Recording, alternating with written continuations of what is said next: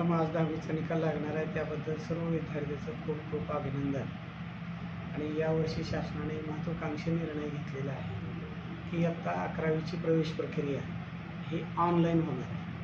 हे सदर प्रवेश प्रक्रिया ऑनलाईन झाल्यामुळं विद्यार्थ्याला राज्यभरातल्या कुठल्याही महाविद्यालयात एका ठिकाणी बसून ॲडमिशन घेण्याची सुविधा ही प्रथमच उपलब्ध झालेली आहे. पूर्वी एका विद्यार्थ्याला जर ॲडमिशन घ्यायचं असेल तर अनेक कॉलेजला निवेदन द्यावं लागायचं, आवेदनपत्र भरावं लागायचं आणि धावपळ व्हायची. परंतु आता एका ठिकाणाहूनच त्यांना राज्यातल्या कुठल्याही महाविद्यालयामध्ये प्रवेश घेता येईल. दुसरी गोष्ट प्रामुख्यानं याच्यामध्ये जे विद्यार्थ्यासाठी आकारण्यात येणारी जी फीस आहे ती ऑनलाईनच त्याच्यामध्ये निर्धारित केलेली आहे की त्यामुळं ते कुठलंही महाविद्यालय त्या निर्धारित केलेल्या फीसपेक्षा जास्त विद्यार्थ्याकडून फीस घेऊ शकणार नाही.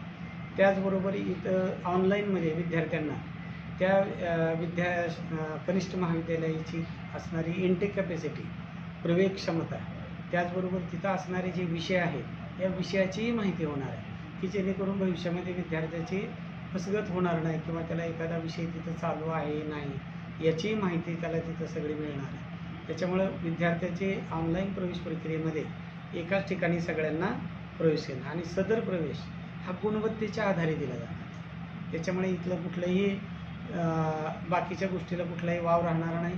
त्याच्यामुळे गुणवत्तेच्या आधारे विद्यार्थ्याला या प्रवेश प्रक्रियेमध्ये प्रवेश मिळणार नाही. त्यामुळं सर्व महाविद्यालये असतील, सर्व विद्यार्थी, पालक यांना याद्वारे असं आवाहन करतो की सदर प्रवेश प्रक्रिया ऑनलाईन होणार आहे. त्याच्यामुळं आपण जवळच्या कनिष्ठ महाविद्यालयामध्ये आम्ही तसे विद्यार्थ्यांना फॉर्म भरण्यासाठी वगैरे सुविधा उपलब्ध करून देण्यासंदर्भात त्यांना निर्देश दिलेले आहेत. त्याचबरोबर किंवा जिल्हा स्तरावर हे त्यांनी फॉर्म भरण्यासाठी केंद्र निश्चित केलेले आहेत. त्या ठिकाणी त्यांनी फॉर्म भरावा. कुठल्याही सायबर कॅफे वगैरे या ठिकाणी फॉर्म भरू नये की जेणेकरून म्हणजे काही चुका होतील आणि पुन्हा विद्यार्थ्याला म्हणजे अडचणी येतील.